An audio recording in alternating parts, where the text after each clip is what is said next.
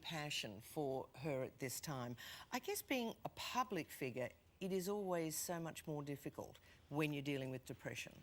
Yes, I think that's certainly so, and I think the guys here would probably attest to that, whether it's in sport or music, whether you're a politician.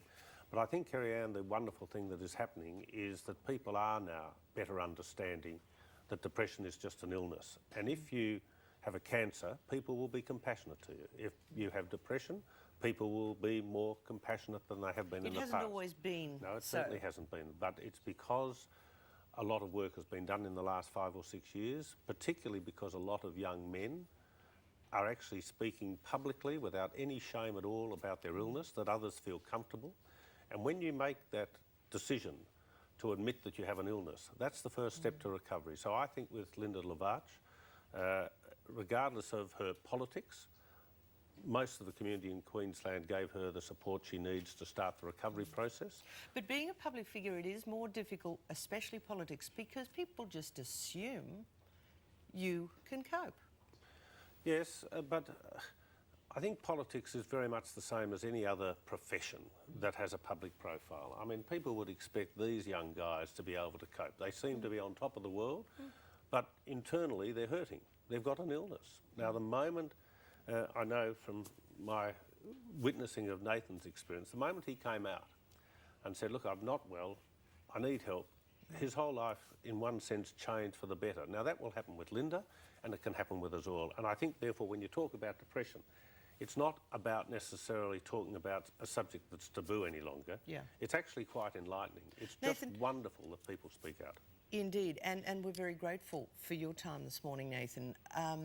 How did it start? When did you know that you weren't feeling well? What were you sensing? It wasn't something I was sensing. It was just actually just my my day-to-day sort of mental well-being, and just coping with playing football at the elite level. I just wasn't coping that well at all, and it's something I put up with for a long time. Even How did you put up with it? Oh, just it's one of those things. I didn't know if there was something wrong, and I certainly, as a young guy, I wasn't going to put up my hand and say, you know, I think there's something going on, and I need to find out what's wrong. I probably felt it was a weakness in me, and pushed it down, and carried that baggage around for a long time. So what without did you asking feel for the help.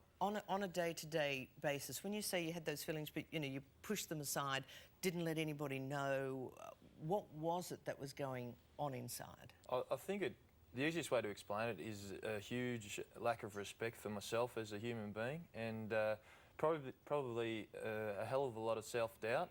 And I really had trouble sleeping at night. I very anxious all the time, and to other people who know me pretty well probably thought I was a pretty happy-go-lucky guy, but underneath I was probably the opposite. And Guy, I asked Guy to join the conversation because I know you went through 6-12 months of a little self-doubt. You tried to write an album, wasn't happening, and the pressure was on.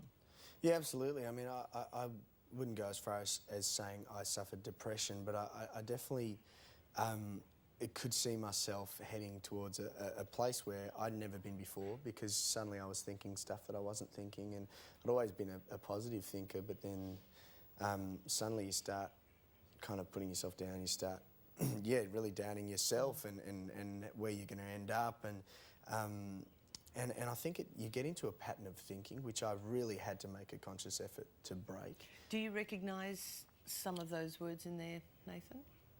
Oh, for sure. I mean, as I said, I really was at ground level as far as I didn't like who I was. And considering I'm playing a sport where, confidence is a huge thing, and you've got to come out each week and compete against other guys who are the top at their level and perform, otherwise, your career will end pretty quickly. So, I mean, for me, there was a lot of external pressures, but also I had extra internal pressures that I was putting on myself due to, lack of self-belief, but also just probably a lack of, as I say, respect for myself. I mean, I really didn't like who I was. But we have the fitness, got a great job. So how do we get help then, Jeff? Because this is what it's all about. I think the most important thing, Kerri, is to make sure that once you realise that you're behaving differently from your norm, or as both the guys have said here, if you don't believe in yourself, if you're losing confidence, then to seek help, to go and see a GP. GPs will either help you themselves or they'll direct you to a psychiatrist or a psychologist. I don't think it's a crime to be ill. I do think it's a crime not to seek help because this illness can be cured for many people. For people with more serious forms of depression or mental illness, it can be managed and you can live a very normal life. And there are many people in commerce, in entertainment, in sport who suffer, who now live a very normal and full life. And I don't know Guy well at all, but I do know Nathan, and he represents, I think, the very best of what youth is about today. Very balanced, he's been through a pretty shocking period in terms of his own development, come public, got help, and now he's playing the best football he's played in years, and sadly he left Hawthorn to do it at North Melbourne, but you can't have everything. Well, but we it's love just success wonderful. stories, and if we can point and open people's eyes to issues, Beyond Blue is the organisation that people can hit the website, get some help, find the GP. But Nathan, thank you very much for sharing that. And Guy, very generous of yourself. And Jeff, it's great to see you again. Thank you very much. And of course, as I mentioned, there's an information line or you can go to the website. If you've just missed that, you can go to our website and download it as well. We've got a lot more coming up on the program, but here's a prize, something you can win on the golf wheel. With the Anthogenal prize pack, you'll have beautiful skin, hair and nails.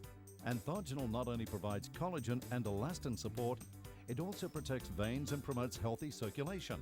Anthogenal is a powerful antioxidant with superior free radical scavenging capacity. This 3-month value pack is worth almost $200. So we're going to play golf shortly, Jeff. Try a 7-night holiday on the Gold Coast, staying in your own resort apartment.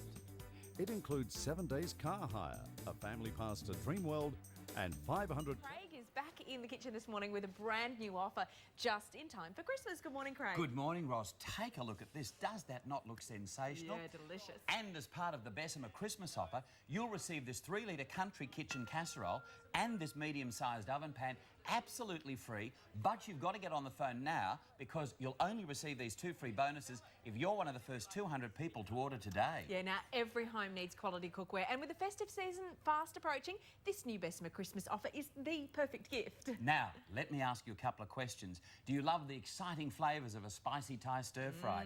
Do you love the golden crust of a perfect pan pizza? Yeah.